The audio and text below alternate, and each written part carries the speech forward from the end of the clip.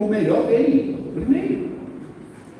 Uma monarquia que não existia, inaugurada a partir de Saul. Até então, Israel vivia sob um governo teocrático. O que é um governo teocrático?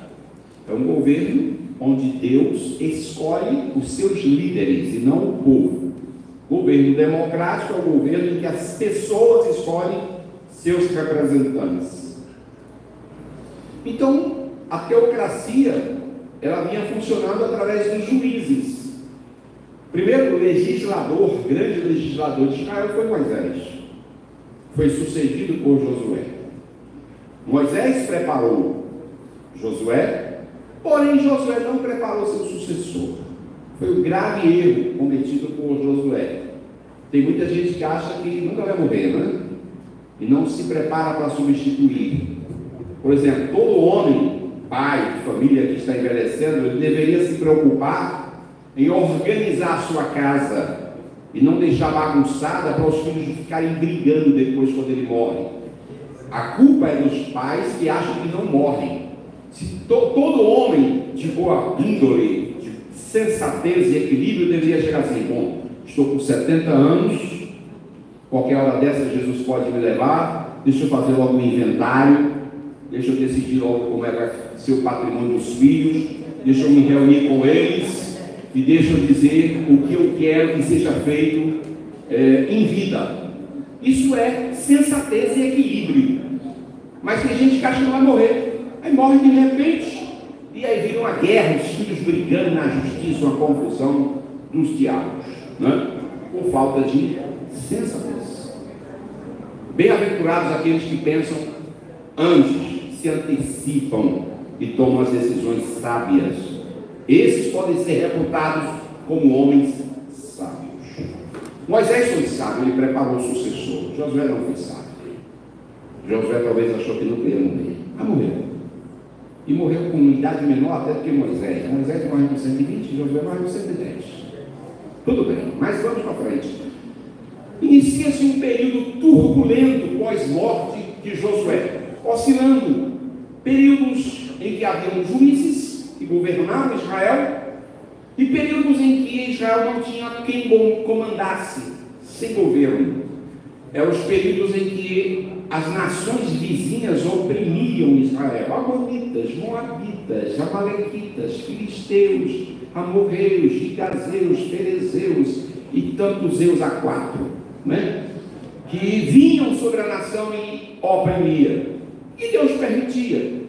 Essa oscilação era muito consequência das desobediências, porque a nação se entregava à idolatria, aos pecados, às desobediências, e isso levava Deus a entregá-los nas mãos dos inimigos. Parece contraditório, porque se nós pensarmos, mas Deus, um ser justo, uma nação que ele escolheu para daí suscitar um Salvador, que Jesus veio dos judeus. Por isso, nós temos uma dívida de gratidão a Deus pela nação de Israel. Somos, inclusive, orientados a orar pela paz de Israel. É inadmissível que uma pessoa que se diga cristão não ame Israel. A gente sabe que o antissemitismo está crescendo no mundo. Eu via uma entrevista semana passada de uma judia falando que houve aquela comoção mundial após a Segunda Guerra Mundial devido aos extermínios, né, nos campos de concentração promovidos por Hitler na Europa, onde 6 milhões ou mais de 6 milhões de judeus morreram de forma horrenda, né, nos campos de concentração.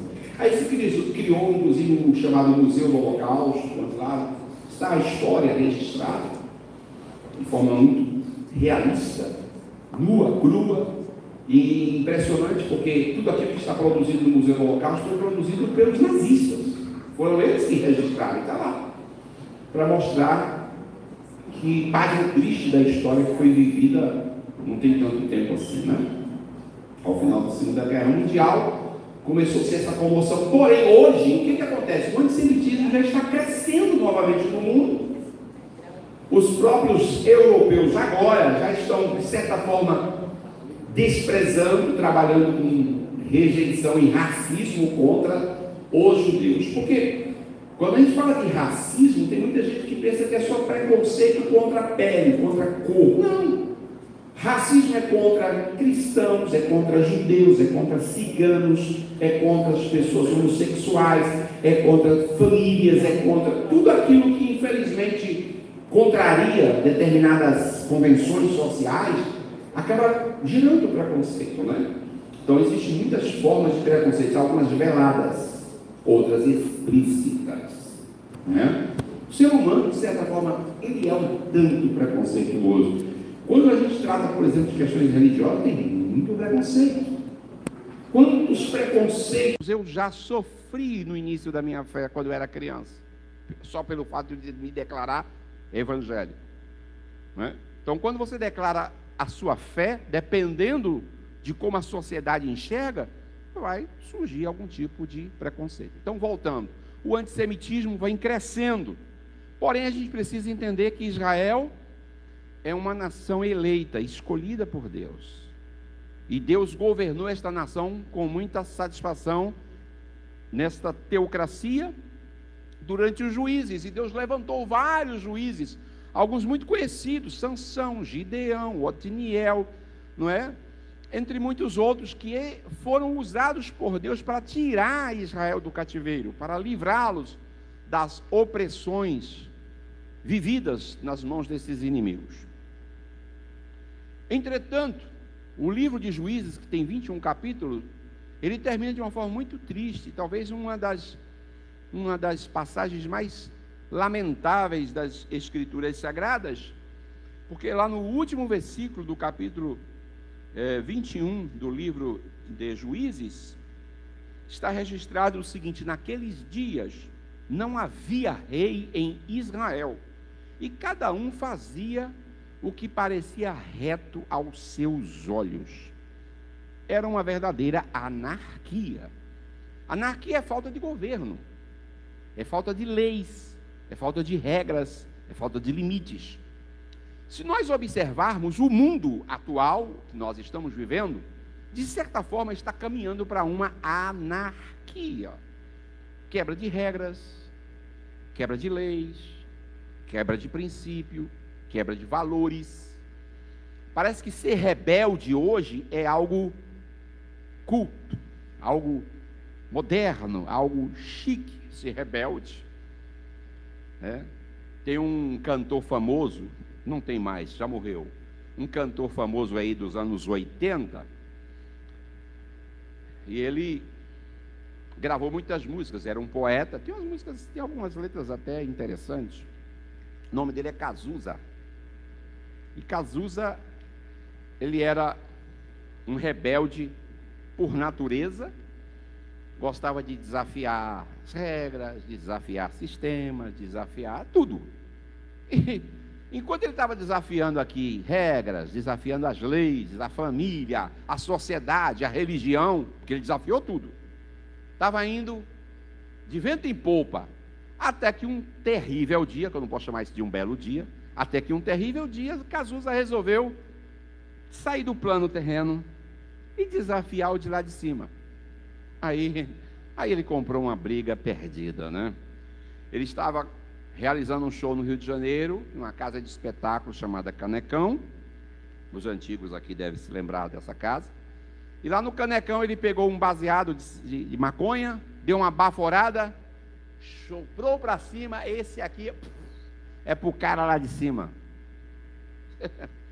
Não passou muito tempo, Cazuza apareceu com HIV, que é o vírus da AIDS. Levou ele para tratamento fora do Brasil, gastou tubos de dinheiro, sem remédio.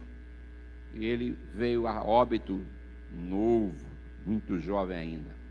Porque ele se declarava um rebelde. E o fim dos rebeldes é trágico. Eu nunca vi um rebelde terminar bem. Filhos rebeldes, na lei mosaica, sabe como terminava? Apedrejados.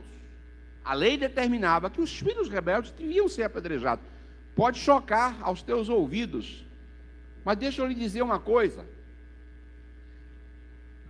Embora o que eu vou dizer pode chocar também aos ouvidos de muitos aí, mas paciência. Vamos respeitar as opiniões de cada um. É a minha opinião. Eu acho que se a sociedade vivesse a lei do talião, nós não teríamos tantos absurdos acontecendo. Porque a lei do talião é assim, meu irmão. Tu feriu, tu será ferido. Tu matou, tu será morto. A lei do talião é assim. É na justa medida. Plantou, colheu. Deu, levou. Então, essa era a lei que funcionava. Embora a graça parece ser indulgente, parece ser tolerante, parece ser condescendente, a graça parece ser algo que, mas como é extraordinária a graça. Na graça não existe a lei do talião. Na graça, o que existe é a compaixão e a misericórdia.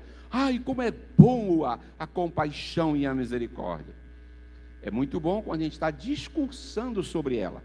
Mas no dia que você tiver o mal caindo sobre você, o dia que você viver a realidade da maldade dos rebeldes e os efeitos colaterais que isso causa na sociedade, e pode chegar à nossa casa, que ninguém está livre, isento, aí você vai repensar, eu não sei se é muito bom a compaixão e a misericórdia agora. Não é? Então, eu não gosto de discurso hipócrita. E não adianta, eu não faço discurso para agradar plateias. Eu não faço discurso para fazer média com as pessoas. Primeiro que eu não ajo em função do voto de ninguém que eu não preciso, graças a Deus. Então, o meu compromisso é com a minha consciência. Meu compromisso é com a verdade. Meu compromisso é com a palavra. Meu compromisso é entregar tudo aquilo que Deus coloca no meu coração. Quer gostem, quer deixem de gostar, a palavra será pregada, anunciada. Aqueles que fizerem bom proveito, parabéns. Aqueles que se revoltarem, meus pêsames, meus sentimentos, minhas condolências, porque quem rejeita a exortação, quem rejeita a correção, o fim será semelhante a Saul, filho rebelde, que desprezou os conselhos de Deus, e ao desprezar os conselhos de Deus, não teve outro fim, a não ser cometer suicídio. É o fim dos rebeldes. Às vezes eles não cometem suicídio em pegar uma arma e atirar, mas cometem suicídio como? Overdose. Quem se droga a ponto de cometer overdose é um suicida. Quem bebe a ponto de cair na rua, chapado, é um suicida. Quem se droga a tal ponto de precisar de um internamento num centro de recuperação, é um suicida. Porque ele sabe que aquilo vai lhe levar a óbito. Então ele é um suicida. Está chocado, né? Porque tem gente que acha que suicida só quem pega a arma e pá, e tira. Não. Porque às vezes ele é um suicida que está morrendo aos poucos. Não morre de uma vez só, morre aos poucos, mas sabe que o seu fim é caixão, é vela, é cemitério. Mas as pessoas não ouvem o conselho, não se dão por avisadas, elas não se desviam do caminho do mal. Quando eu disse sobre a graça, que ela é indulgente, complacente, misericordiosa, mas existe um texto na carta aos Hebreus, e já vou voltar para a nossa passagem lida inicialmente, mas eu queria me reportar a essa passagem escrita em Hebreus, para mostrar que a graça não é tão compassiva e tão misericordiosa como alguns pensam. Hebreus capítulo 10, versículo de número 26 até o 31, é uma passagem assustadora. Ela diz assim, porque se vivermos deliberadamente em pecado, depois de termos recebido o pleno conhecimento da verdade, já não resta sacrifício pelos pecados. Pelo contrário, certa expectação horrível de juízo e fogo vingador, prestes a consumir os adversários. Sem misericórdia, isso aqui é na lei, morre pelo depoimento de 2 ou 3 testemunhas, quem tiver rejeitado a lei de Moisés. Pois é, aí já é assustador. Aí vocês, não, então a graça é indulgente, né? Vamos ver o que é dito aqui no versículo 29, acerca da graça. De quanto mais severo castigo julgais vós, será considerado digno aquele que pisou, que calcou aos pés o Filho de Deus, e profanou o sangue da aliança, com o qual foi santificado, e ultrajou o Espírito da graça. Ele está dizendo que o castigo será pior do que alguém que foi morto pelo depoimento de 2 ou 3 testemunhas na lei de Moisés. Onde é que está a graça indulgente? Onde é que está a graça complacente? Porque é tudo de graça, e na graça Deus suporta e tolera tudo. Há uma tolerância de Deus até certo ponto. Às vezes nos dá uma sensação, uma falsa sensação, de que Deus não está agindo, de que Deus não está punindo, de que Deus não está executando juízo, de que os malfeitores estão prosperando, de que o mal está avançando. Às vezes eu tenho essa sensação, não vou dizer vocês, eu tenho essa sensação. Quando você vê o mal ampliando a cada dia, as guerras, as injustiças, a roubalheira, as corrupções, as imoralidades, a devassidão, a perversão sexual, a degradação moral da sociedade. Quando você vê tudo isso, diz: cadê Deus? Cadê a justiça divina? Cadê o juízo? Por muito menos do que isso, Deus executou Sodoma, executou Gomorra, Deus destruiu os babilônios, destruiu os egípcios, e parece que Deus agora está sendo tolerante demais. A sensação que às vezes nos dá é de que Deus se calou, deu as costas, e era como se Ele não estivesse se importando. Às vezes a gente é tentado a esse tipo de pensamento, e você questionar, você não peca em questionar e perguntar, porque você vai ver orações, por exemplo, há uma oração de profundo questionamento diante de um quadro de imoralidade e injustiça por um profeta na Bíblia. Quem é esse profeta? Abacuque. Abacuque, lê o capítulo 1 de Abacuque, você vai ver que ele está desolado diante da maldade, da imoralidade, da perversidade que os homens estão praticando. E ele diz: tu que é tão justo, que não suportas ver o mal, é santo, por que não falas, por que não ages, por que não executa? Então, essa oração de Abacuque nos dá o direito também de muitas vezes perguntar e questionar a Deus, porque parece que Deus está tardando, como se estivesse demorando. Porém, a Bíblia diz que Deus não é demorado, mas Ele é longânimo. Na carta do apóstolo São Pedro, há um versículo muito interessante, que os irmãos conhecem muito bem, mas vamos lê-lo, onde ele diz assim, Deus não retarda, o Senhor não retarda a sua promessa, 2 Pedro 3:9, como alguns julgam demorada. Pelo contrário, Ele é longânimo para convosco, não querendo que ninguém pereça, mas que todos venham ao arrependimento, ou cheguem ao arrependimento.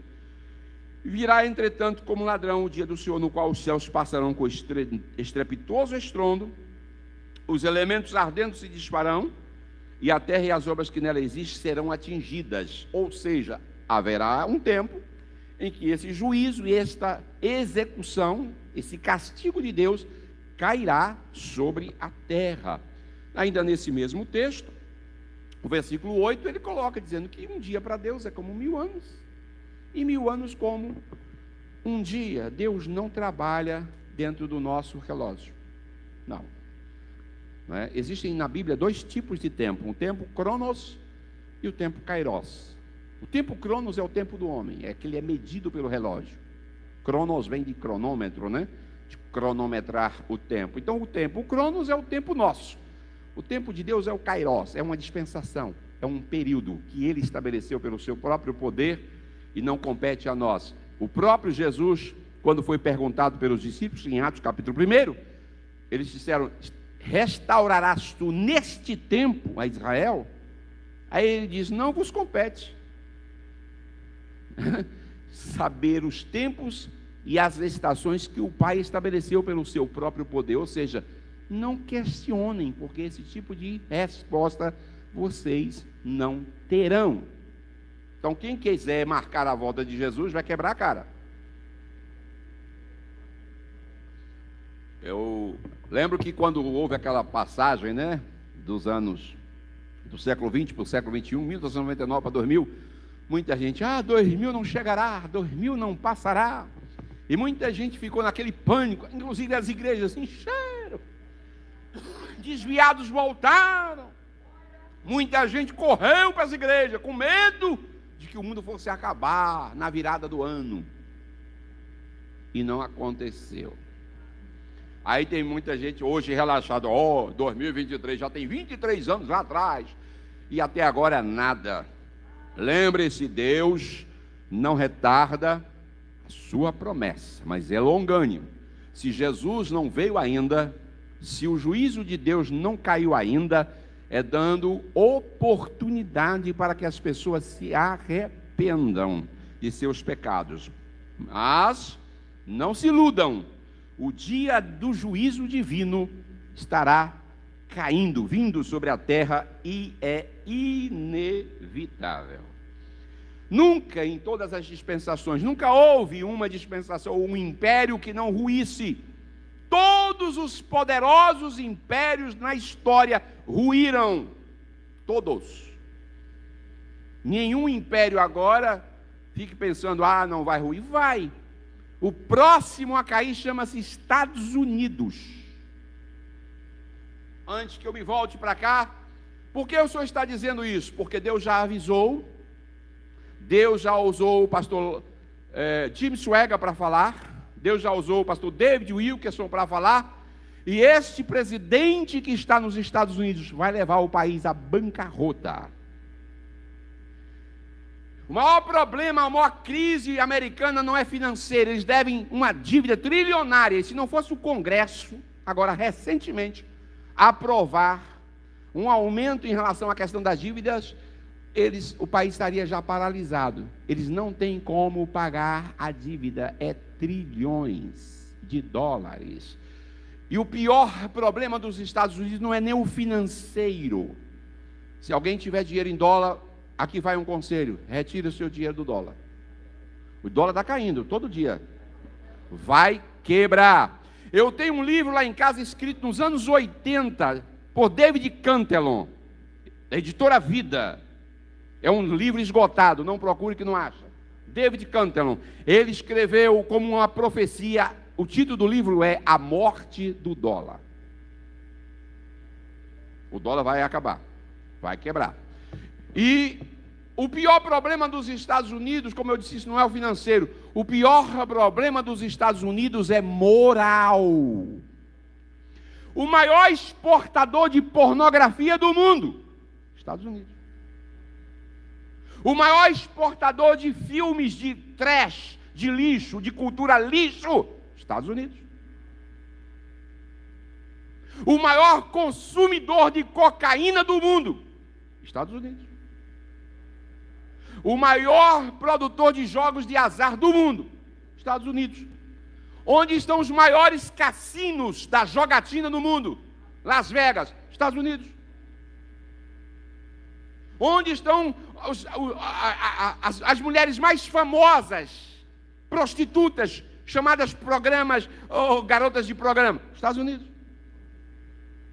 Onde estão as pessoas mais usuárias e dependentes de fentanil, e onde mais morrem jovens todos os dias, provocado por essa droga do momento, fentanil, grave o nome dela, Estados Unidos. O ano passado morreu quase 100 mil pessoas de overdose por fentanil. Já é uma epidemia dentro da nação americana. O país está moralmente destruído. Quer saber do pior? As igrejas, grandes igrejas americanas, se venderam ao sistema. Estão hoje aceitando o casamento de homossexuais dentro das igrejas, sendo celebradas por pastores que eram antigamente conservadores de grandes igrejas. Existem grandes igrejas americanas que foram fechadas por causa da perversão moral que entrou nas igrejas. E essas igrejas hoje estão fechadas. O juízo de Deus já está chegando sobre a América. E é impressionante, porque nós aqui temos um reflexo muito direto da América. Todo lixo que é lançado nos Estados Unidos é copiado no Brasil. Começa lá, chega cá. Até as aberrações que surgiram nos Estados Unidos, logo chegou aqui no Brasil. O caicai, o dente de ouro, o riso de Adão, a maca de Adão. Essas coisas todas vieram dos Estados Unidos e a igreja evangélica importou de lá e trouxe para cá. Tudo que não presta dos Estados Unidos, logo está aqui. Então vou te falar uma coisa, se prepare, porque a queda deles pode significar a nossa queda.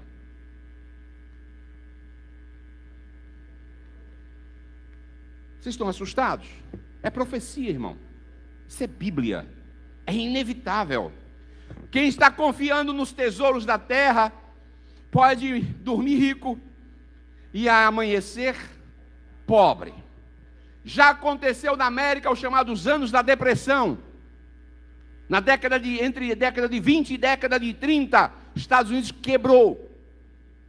Muitos empresários naquela década cometeram suicídio. Leia a história. No final dos anos 20, vários empresários cometeram suicídio, porque dormiram rico e amanheceram pobres. Quebrou a quebradeira. Não vai demorar. A gente vai acompanhar nos noticiários, lamentavelmente, a queda. Mas a queda da América não é por causa da questão financeira.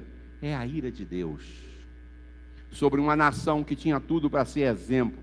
Uma nação que já exportou milhares de missionários para o mundo inteiro. Uma nação que foi trazido o evangelho pelos protestantes para o Novo Mundo, que assim era chamado, da Inglaterra. Escoceses, galeses, ingleses, vieram protestantes, os puritanos, porque quem colonizou os Estados Unidos foram os protestantes, por isso se tornou uma nação sólida, independente, próspera financeira, porque estava lá a bênção de Deus, porque foi trabalhada dessa maneira, mas lamentavelmente se entregou à imoralidade e à perversão.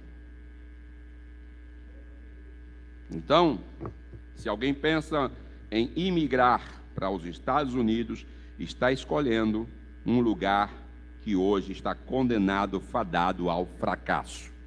É questão de tempo.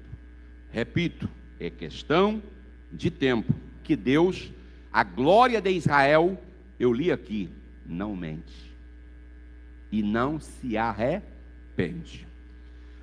Embora esse mesmo texto fala que Deus se arrependeu de ter constituído Saul rei de Israel. É o que nós lemos no versículo de número 11. E lá na frente, no versículo de número 29, também a glória de Israel não mente nem se arrepende. Parece uma contradição. Como é que Deus, no versículo 11, arrepende-se de ter constituído Saul rei? E no versículo de número 29 do mesmo capítulo, diz: a glória de Israel não mente, não se arrepende. Pois bem, então vamos entender o arrependimento de Deus.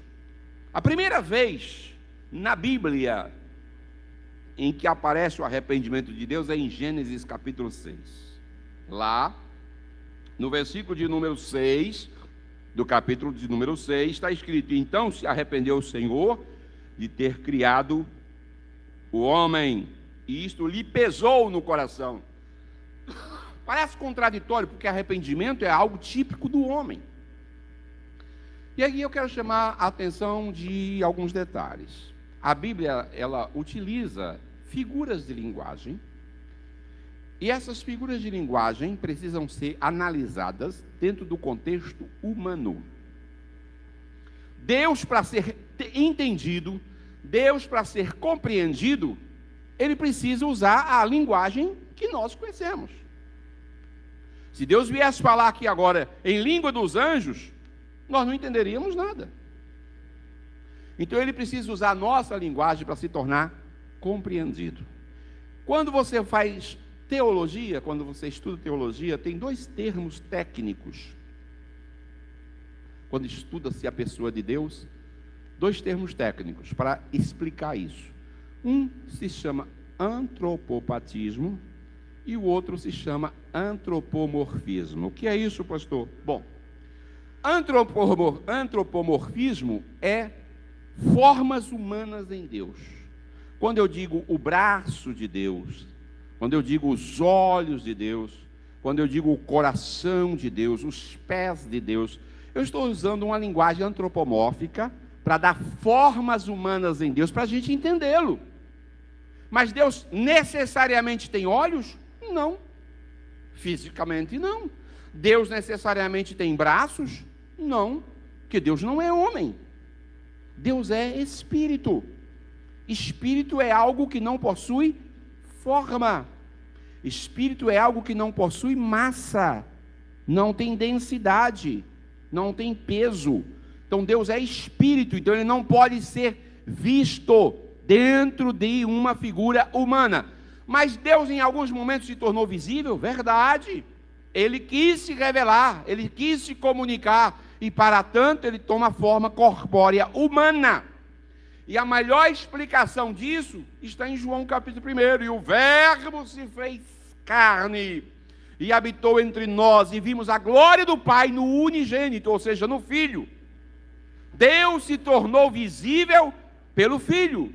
Deus se tornou palpável pelo Filho. A glória de Deus se tornou acessível pelo Filho. O trono de Deus se tornou acessível pelo Filho. Podemos aproximar de Deus pelo Filho. Então, Jesus é a exata revelação de Deus. Ah, eu não tenho como conhecer Deus. Como não? Se Jesus esteve entre nós, viveu entre nós, comeu entre nós, andou entre nós, então ele se tornou humano. Então Deus se tornou forma humana através de Jesus Cristo. Isso é antropomorfismo. Mas o outro termo que é usado na teologia é antropopatismo. Sentimentos humanos em Deus. Quando diz pesou no coração de Deus, Deus sentiu tristeza, Deus se arrependeu, Deus se sentiu alegre, animado, recobrado. Esses são sentimentos humanos que estão em nossos corações. E muitas vezes nós atribuímos estes sentimentos a Deus para tornar uma linguagem acessível. Porque se eu usasse termos técnicos o tempo todo aqui, os irmãos iriam para a igreja, não iam entender patavina nenhuma. Se eu não vou lá, não, o pastor está falando grego, não sei o que ele está dizendo lá. Então Deus, para se tornar acessível, para se tornar conhecido, teve que se revelar usando sentimentos humanos. Agora vamos pensar que arrependimento é um sentimento humano. Mas Deus pode se arrepender como o homem se arrepende? Não, 1000 vezes não. Arrependimento tem a ver com quem erra. Arrependimento é um sentimento de alguém que reconhece que errou. Ora, se Deus errasse, logo ele não seria Deus. Quando nós pensamos em Deus, pensamos em um ser supremo. E aí lembramos de algo que é fundamental: soberania de Deus. O que é a soberania de Deus? É aquele que detém todo o poder. É aquele que pode todas as coisas. Deus pode fazer o que Ele quiser? Pode. E Ele vai fazer se Ele quiser. Haveria alguma coisa impossível ao Senhor? Está lá em Lucas. O próprio texto de Gênesis mostra também isso. Claro que não. Quando nós pensamos em Deus, pensamos em um ser que está acima de tudo e acima de todos, que não deve satisfações a ninguém. Ele mesmo no livro de Isaías diz: eu não conheço outro além de mim, e não há Salvador fora de mim. Ou seja, porque Ele é soberano. Veja em Isaías capítulo de número 43, ele diz: antes que houvesse dia, eu era, e nenhum há que possa livrar alguém das minhas mãos. Agindo eu, quem impedirá? Isso quer dizer, eu sou soberano, eu faço o que eu quero e não devo satisfações a ninguém, porque fora de mim não encontro outro que concorra comigo. eu sou Deus. É isso, Deus é isso, é soberano.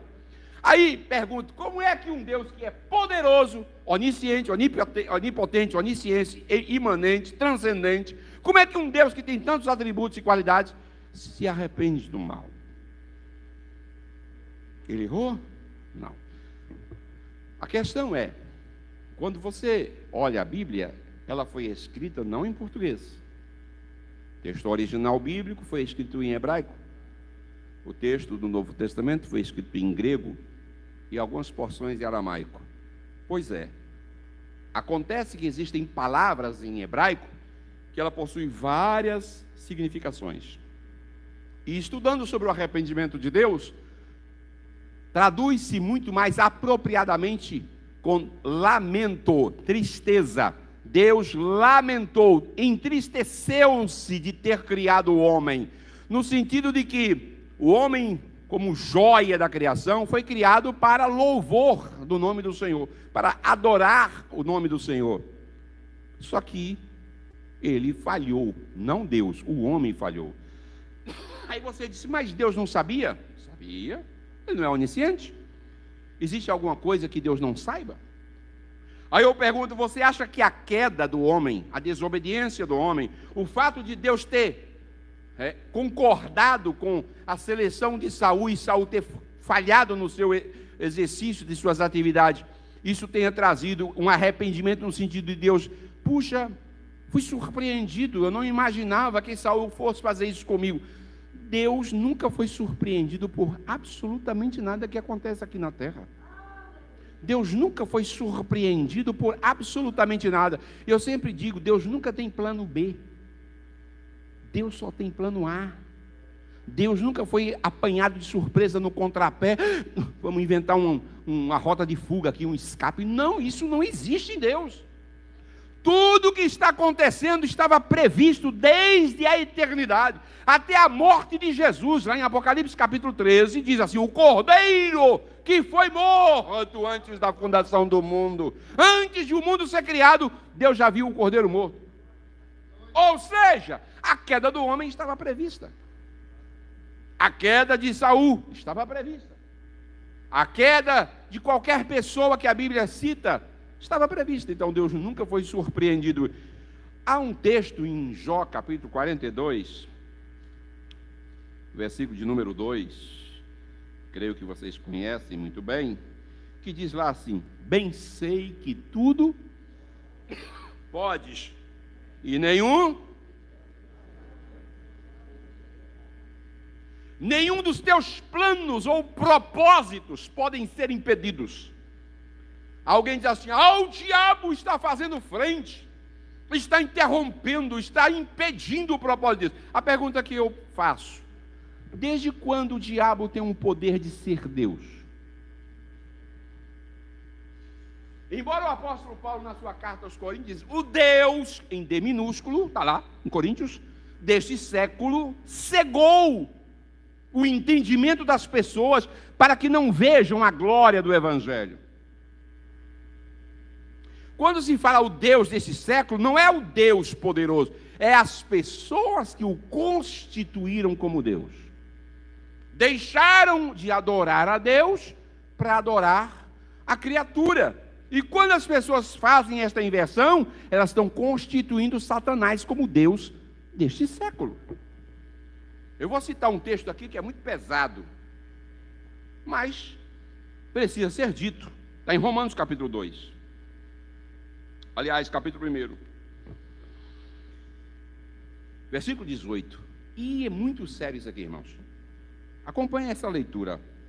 Versículo 18 de Romanos 1. A ira de Deus se revela do céu contra toda impiedade e perversão dos homens que detêm a verdade pela injustiça. Ou seja, inversão de valores.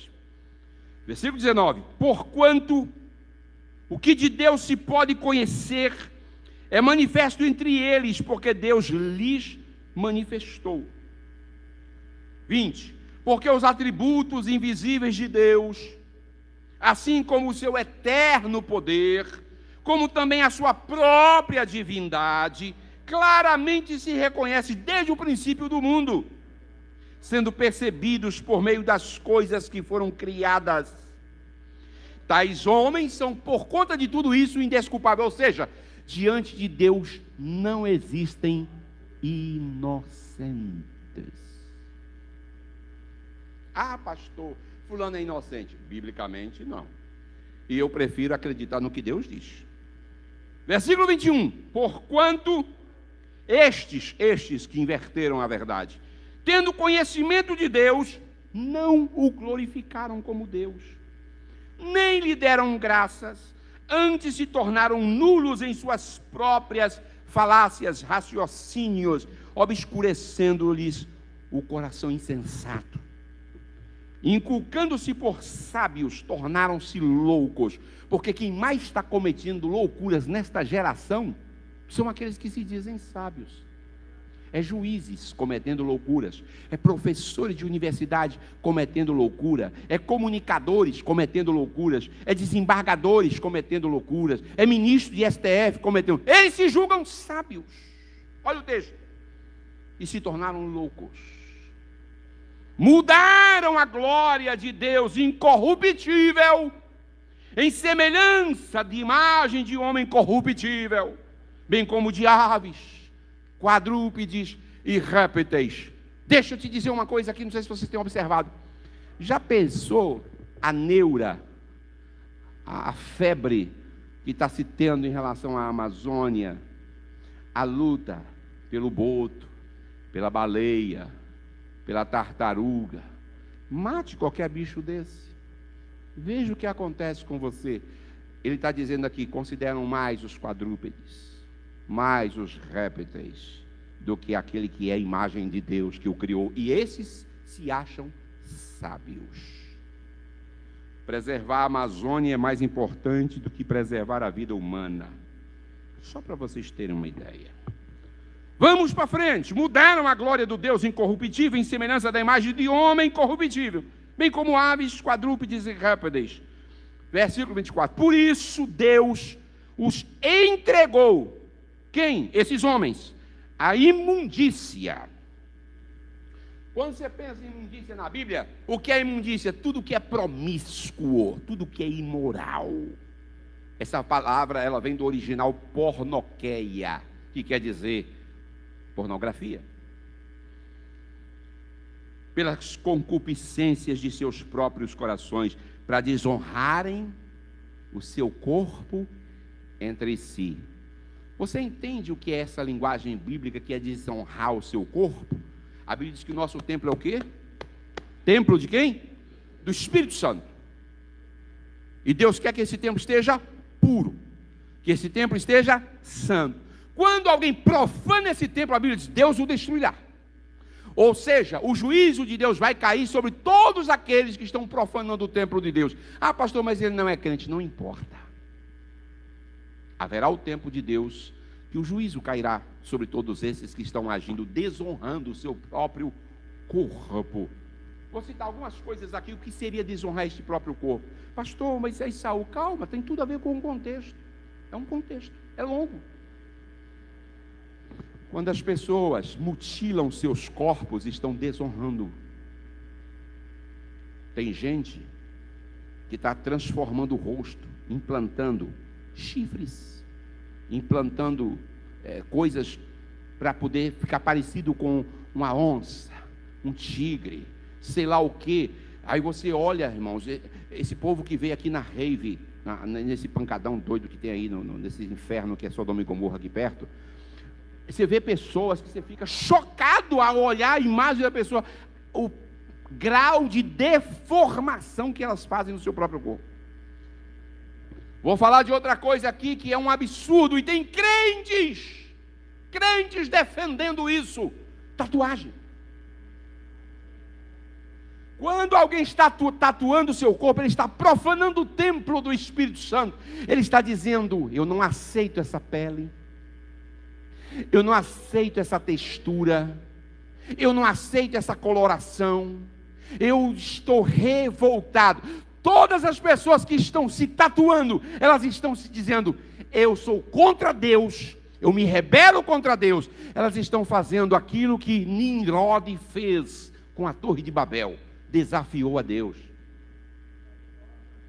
É profanar o corpo. Quando as pessoas espetam seu corpo, colocam fura daqui, fura de lá, e se mutilam para fazer esse tipo de situação. Às vezes tem gente que está tatuado desde o olho até os pés, não tem nem onde mais colocar nada, de tantas tatuagens, com mensagens muitas vezes satânicas, com mensagens de apelo, de rebeldia mesmo, de protesto. Isso é afrontar o Espírito Santo. É uma forma de desonrar o corpo, mas existe uma forma mais terrível de desonrar o corpo. É quando as pessoas não aceitam a sua sexualidade. E quando elas não aceitam a sua sexualidade, dizem: eu não nasci homem, eu não nasci mulher. Como diz a dona Simone de Beauvoir, uma feminista francesa louca, satânica, endemoniada. Ela escreveu um livro falando sobre o outro sexo. E o que é o outro sexo, segundo Simone de Beauvoir? É a pessoa não é mulher, ela se torna mulher. A pessoa não é homem, ele se torna homem. Em outras palavras, você é aquilo que você quer ser. Se você se imaginar um animal, você é um animal. Se você se imaginar um homossexual, você é um homossexual. Se você se imaginar que é uma cobra, você é uma cobra. Se você imaginar que você é um andrógeno, você é um andrógeno. Só para vocês terem uma ideia, já tem país aí como a Argentina, que tem cerca de 40 opções sexuais na RG, para você escolher uma, dentre as tantas que estão lá. Que tipo de... essa pessoa, ela é isso ou aquilo, ou seja, não é mais nem homem e nem mulher. Pelo que eu entendo, inclusive pela própria gramática, e gramática é algo concreto, preciso, objetivo, que existe apenas 2 gêneros, gênero masculino, gênero feminino. Não se estuda um terceiro gênero em gramática. E hoje, infelizmente, as pessoas estão usando o tal chamado pronome neutro, dizendo todas, todos e todes. Gente, que loucura que o mundo está vivendo. Que coisa mais absurda, e a sociedade rindo e achando graça dessas loucuras. Deus entregou estes homens à imundícia pelas concupiscências de seus próprios corações, para desonrar os seus próprios corpos entre si. Vamos para frente, que aqui não terminou ainda o juízo de Deus. Eles mudaram a verdade de Deus em mentira, adorando e servindo a criatura em lugar do Criador, o qual é bendito eternamente. Resultado, consequência, 26, por causa disso, Deus os entregou às paixões infames, porque até as mulheres mudaram o modo natural de suas relações íntimas por outro, contrário à natureza, ou seja, relações homossexuais. Versículo 27, semelhantemente os homens, também deixando o contato natural da mulher, se inflamaram mutuamente em sua sensualidade, cometendo torpeza, homens com homens, recebendo em si mesmos a merecida punição do seu erro. Eu não sei o que aconteceu na cabeça de alguns pastores. Eu acho que a loucura que caiu sobre estes homens caiu sobre esses pastores. Quando alguém consente com o pecado, ele se torna cúmplice com o pecador. A Bíblia não dá margens, não dá espaço para essa, eu acho, não existe isso. A Bíblia não dá margens para você defender o imponderável, aquilo que Deus nunca defendeu. Deus não é homem para que minta, nem filho do homem para que se arrependa. Deus não muda de propósitos. Quando fala da mudança de Deus, é um sentimento de contristamento, de tristeza, por algo que o homem fez de errado. Quer ver uma coisa? Em Jonas, nós temos lá no texto bíblico que Deus se arrependeu de ter mandado, não é, a Jonas para que a cidade fosse destruída, Deus se arrependeu e não fez o mal que disse que faria a Nínive. Aí você pergunta, tá, que arrependimento é esse de Deus? É uma mudança condicionada ao que o homem faz. Se o homem se arrepender dos seus maus caminhos, Deus retira o juízo. É simples assim. Mas se o homem se mantém no seu caminho de erro, de rebeldia e desobediência, ele será punido. Então, existem coisas que estão condicionadas àquilo que o homem faz. Se o homem faz o erro, ele vai colher o erro. Vai colher o erro. Se os senhores pensarem bem, vou citar só um casozinho aqui, tem muita coisa que poderia ser lembrada. O que é realmente uma AIDS? AIDS, irmão, ela se proliferou em função das relações homossexuais. Ela começou a se propagar no mundo através das relações homossexuais. É claro que muita gente foi contaminada pelas transfusões de sangue, principalmente os hemofílicos, que foi um público muito atingido no início. Mas ela começou a se desenvolver exatamente entre as pessoas promíscuas. Se você pensar em qualquer tipo de promiscuidade sexual, ela tem um preço. Vocês já devem ter ouvido falar nas DSTs. O que são DSTs? Doenças sexualmente transmissíveis. Gonorreia, sífilis, herpes, tantas outras mais, que são doenças típicas de quem leva uma vida promíscua. Consequências de escolhas erradas. Você acha que Deus vai ficar indiferente e não vai executar juízo sobre os rebeldes? Vamos voltar para Saul para a gente concluir. Meu Deus, 9h20. Eu estou ainda começando a falar algumas coisinhas, tanta coisa que a gente poderia falar, mas não vai ficar para outro dia. Mas aqui vamos voltar. E Saul, aparentemente, Deus foi tolerante, apesar de todos os julgamentos e juízos de Deus, ele não saiu do trono de imediato. Deus não arranca ele à força, a fórceps, como dizem. Não. Ele permanece. Aliás, a tolerância e a indulgência de Deus faz muita gente ser tentada. Eu me lembrei de uma mensagem aqui agora, de um pastor Dantaniel, que pregou há muitos anos atrás lá em Itapetinga, quando as pessoas dizem, mas o juízo de Deus está tardando, tanta gente pecando. Conheço pessoas na igreja que fazem e aprontam e etc, e nada acontece com elas. E aí é como alguém diz assim, Deus está dando corda. Mas deixa eu te falar, o fato de Deus estar dando corda não significa que ele perdeu o controle. Ele está com a ponta da corda segurada nas suas mãos. Deus, escuta isso, Deus nunca perdeu o controle. Tudo que está acontecendo está como um raio-x aos olhos de Deus. Ele está tomando nota.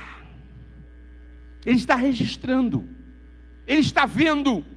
Está acumulando os castigos, os juízos de Deus que haverão de vir sobre a terra, sobre os desobedientes, sobre aqueles que não temem a Deus. Saul permaneceu no trono. Deus não o tirou, permaneceu. Quer outro? Sansão. Sansão continuou pecando, e Deus ainda, por sua graça e misericórdia, permitindo que ele fosse usado. Aí você fica com a cabeça confusa assim, mas por que Deus usa pessoas que ele não aprova? Porque a gente vai encontrar vários. Por que Deus permite entre os escolhidos homens maus, perversos, que estão levando o rebanho à perdição, como pastores que lamentavelmente se venderam à corrupção, na imoralidade, e diz, não, o importante é o coração, não precisa pregar arrependimento, não precisa pregar conversão, porque quem faz a obra é Jesus. Sim, quem são os agentes que Jesus tem na terra? Nós. Quem são as vozes proféticas? Nós. Quem precisamos ser fiéis? Nós.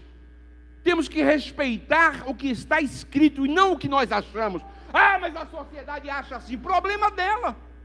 Mas as pessoas querem viver assim, problema deles. Eu não posso mudar a vida das pessoas, mas eu posso mostrar, advertir, alertar. Eu posso sim fazer o papel de profeta. Deus constituiu a igreja para ser atalaia. E o que é o atalaia? É quem está na torre, tem uma trombeta, e quando vê o inimigo ao longe, aciona a trombeta e diz: vem o inimigo, corram, se preparem, se organizem. O atalaia tem a função de prevenir. Esta é a função nossa da igreja, mostrar, prevenir. Ah, pastores não vão querer. O que adianta, como está acontecendo as falsas conversões, os falsos arrependimentos? As pessoas vêm para a igreja, é artista, e a gente fica empolgado. Artista fulano agora está entre nós. Doutor fulano agora está entre nós. Aí o doutor fulano e artista fulano continua bebendo, continua usando droga, continua prostituindo. Mas está na igreja. Que maravilha, que maravilha. Sem transformação, sem conversão. Aí você vê essas pessoas muitas vezes dando entrevista e chegam e dizem assim: eu não tenho nada do que me arrepender. O infeliz, atolado até o pescoço na imundícia, na lama, chega num canal e diz: não tenho nada do que me arrepender. Todas as pessoas que não sabem o que é arrependimento, eu devo dizer, sem medo de errar, estão a um passo do inferno. Não estão com os 2 pés lá, porque pode se arrepender. Mas se não houver arrependimento, não há retorno. Vamos para Saul. Saul, ele poderia se arrepender? Poderia. Todo aquele processo, quando ele foi pego com a boca na botija, quando ele desobedeceu a ordem de Deus, quando ele foi confrontado pelo profeta Samuel, qual era a dele? Reconhecer o erro, pedir clemência, pedir misericórdia. Ore por mim, Samuel, eu estou em pecado. Ele realmente diz que está em pecado, mas ele começa a se desculpar. Ele disse: olha, o senhor sabe, o povo viu as ovelhas, viu o gado, e aí nós resolvemos deixar para sacrificar o Senhor. Porque ele perguntou assim: que balido é esse de ovelha que eu estou ouvindo aqui? Pois é, era de Amaleque que nós trouxemos, porque o povo, ele não, olha só, ele se isenta de responsabilidade, joga a culpa no povo. É os pastores imorais que dizem: mas é o povo, pastor, é o povo, pastor, é o povo quer. O que é que eu posso fazer? O povo quer bailar.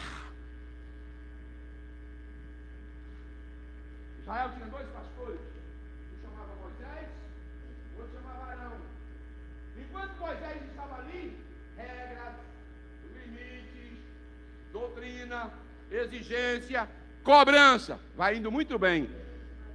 Ele resolveu tirar, não as férias, mas tirar um tempo para estar com Deus, para receber as tábuas da lei. Só foram 40 dias. Meu irmão, assume o pastorado da igreja que eu vou ali.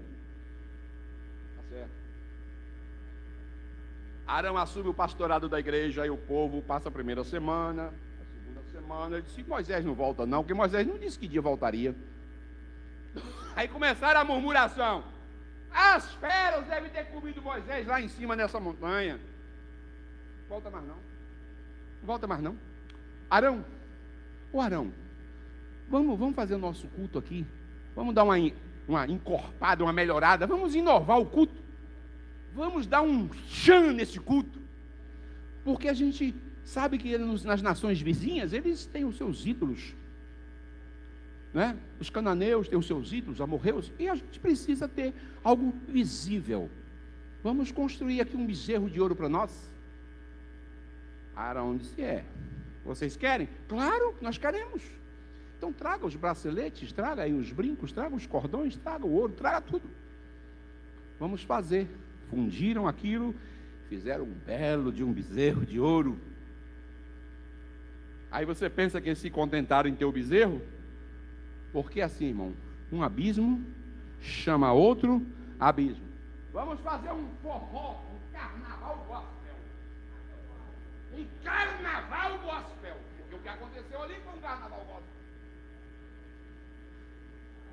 O texto bíblico diz que eles se assentaram junto do bezerro e começou orgias sexuais. O original revela isso. O texto que você lê, talvez você não vai encontrar. Mas o original diz que aquelas danças, na verdade, eram danças sensuais. Era uma boquinha na garrafa. Era um funk pancadão. E os homens e mulheres se sensualizando diante do bezerro. Só pode terminar em desgraça isso. Deus olha e disse: Moisés, desce lá que teu povo pecou. Moisés desce. Olha aqui, ó. Olha o que é o som. Aqui ele ouve Samuel, balido estranho. Que balido é esse dessas ovelhas? Moisés vai descendo, chama Josué, seu assessor direto, e diz: estou ouvindo um som diferente. Não é alarido dos vitoriosos. Não é alarido dos vencedores. Não é um culto pentecostal. Não é barulho de língua estranha. Não é barulho de glória a Deus e aleluia. É carne. Eu estou passando mal, está cheirando mal, está fedendo. Eu estou incomodado. Porque crente espiritual não se conforma com imundícia. Crente espiritual não aceita pornografia, imoralidade, licenciosidade, homossexualidade, criminalidade, bandidagem, corrupção e imoralidade. Crente espiritual tem visão de Moisés, não visão de Arão. Chega! Esse bonito, é só dar uma ausência assim, uma licença de 40 dias para você sair do vigiado. O que é isso, Arão? Olha o Arão, a mesma desculpa de Saul, a mesma desculpa de Saul, a mesma, foi o povo. Foi o povo. Agora, a pergunta que eu faço: o bezerro pode ser confeccionado sem mãos humanas? Quem foi que proclamou para o povo: traga os braceletes, traga as joias? Quem foi? Arão, irmão. Agora quer se isentar igual o Saul? O povo. Não existe essa história do povo. Deixa eu te falar. Na igreja de Deus não pode ter democracia. Na igreja de Deus não pode ter democracia. O povo não sabe o que é melhor para a sua vida espiritual. Quem sabe é Deus. Pastor não pode ser democrático, pastor tem que ser teocrático. Ele tem que ser conduzido pelo Espírito Santo. O dia que o pastor for conduzido pelo povo, ele cai como Saul, ele cai como Arão. Não pode. Quem tem que orientar, quem tem que determinar, quem tem que falar é o Espírito Santo. Só que muitas vezes nós deixamos de ouvir a voz do Espírito Santo para ouvir os crentes, para ouvir as pessoas que são consideradas sábias, para ouvir os que são considerados intelectuais. Ah, meu irmão, Jesus tem misericórdia. Porque o povo poupou o melhor das ovelhas e dos bois para sacrificar o Senhor teu Deus. Ou é, Saul, não é mais teu Deus, não? Porque tem gente que é o teu Deus. Olha a diferença de Moisés, Arão e Saul. Quando Deus diz assim: vou matar teu povo. Como é que é? O Senhor vai consumir nosso povo? O que as nações vão dizer? Que o Senhor não teve capacidade e competência para nos levar para a terra prometida e nos trouxe para matar no deserto. Como é que vai ficar a reputação do Senhor? Irmão, ele não está preocupado com ele, não. Ele está preocupado com a reputação de Deus. Olha o que é o pastor. Quer dizer, o que as nações vão dizer depois? Que o Senhor não teve capacidade de colocar esse povo lá dentro. Moisés, eu vou levantar outro povo de você. Vou selecionar alguns aqui. Ele disse: Senhor, não faz isso não. Não faz isso não. Vai ficar mal para nós. Pior para o Senhor. O que eles vão registrar? A história vai dizer o quê? Que o Senhor falhou com a gente. Deus estava testando Moisés. Estava testando Moisés. Olha a resposta de um pastor segundo o coração de Deus. Ele diz assim: se o Senhor não nos introduzir nessa terra, por favor, risca o meu nome do teu livro. Esqueça que eu existo, pode me matar aqui mesmo. E outra coisa, se a tua presença não for conosco, não nos faça sair daqui.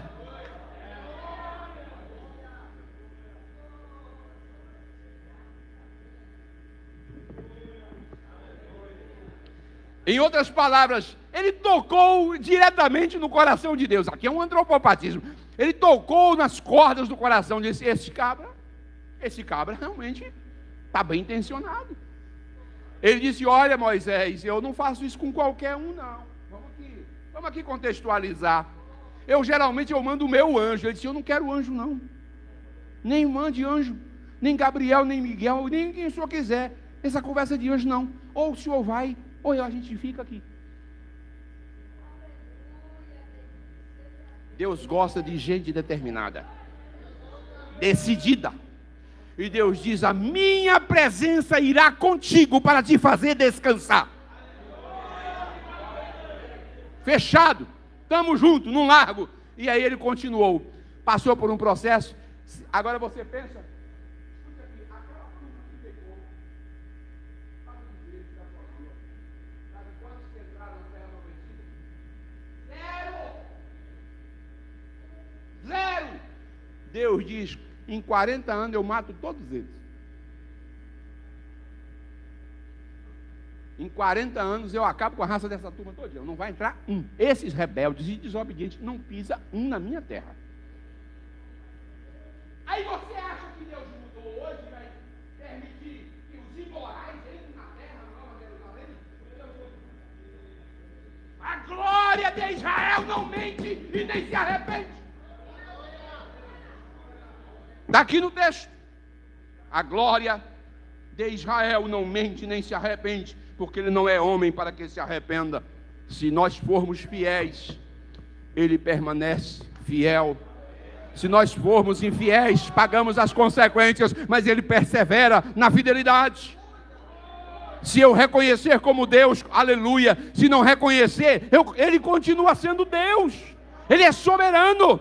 Então o arrependimento de Deus aqui é no sentido de contristamento, mas não mudança de propósito, porque São Tiago, capítulo 1 e 17, está escrito lá, que em Deus não há mudança, e nem sombra, e nem sombra, e nem sombra, e nem sombra de variação. Ele é o mesmo ontem, ele é o mesmo hoje, e será eternamente. Passarão os céus, passarão a terra, mas as minhas palavras, diz o Senhor, não passarão. Firme na palavra, defenda a verdade. Acontece o que acontecer, não perca o evangelho, não perca a verdade, não perca Jesus de vista. Continue firme. Pode chamar de retrógrado, pode chamar de racista, pode chamar de antiquado, ultrapassado, não tem problema não. Não tem problema não. Não tem problema não. Eu sei em quem tenho crido, e que Ele é poderoso para guardar o meu depósito, o meu tesouro, até o dia final. Vamos orar.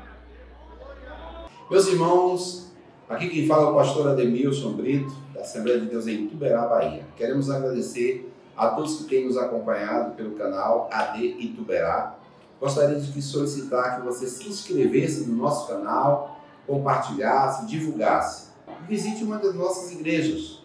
Nossa sede aqui no centro de Ituberá, a Rua Esperidião Caio, número 66. E as nossas congregações espalhadas nos bairros da cidade. Agradecemos a você, que Deus continue abençoando ricamente em nome de Jesus. Muito obrigado.